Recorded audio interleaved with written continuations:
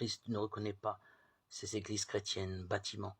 Il reconnaît ses brebis et les appelle par leur nom. Frères et sœurs en Christ, il faut comprendre que les églises établies autorisées par l'État sont des églises de Babylone. Et tant qu'elles respectent la grande prostituée sur les eaux, elles seront protégées, elles auront des aides de l'État, des avantages fiscaux et autres. Or, que déclare 2 Timothée 3,12 ? Or, tous ceux qui veulent vivre pieusement en Jésus-Christ seront persécutés. Depuis plusieurs années, il y a un élan, une volonté diabolique de rassembler toutes les églises, toutes les dénominations confondues, derrière des fédérations qui travaillent pour la bête, car il faut être aveugle pour ne pas l'avoir constaté. Quand nous regardons l'enseignement à la lumière des évangiles, elles insultent le Christ. Ces fédérations prêchent l'identité. Or, la Bible nous parle de l'identité en Christ, de la nouvelle naissance, et non de l'identité de ces fédérations.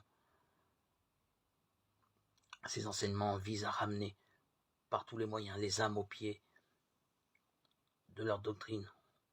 Ainsi, de nombreux pasteurs se sont déjà déplacés pour faire la révérence et reconnaître cette doctrine. Plus de 80% des églises chrétiennes se sont déjà alliées avec la doctrine protestante, crachant ainsi sur l'exemple qu'a voulu nous donner l'évangile de Jésus-Christ. Dans sa parole, Dieu nous parle des dangers de telle alliance, de ces compromis avec des doctrines de démons.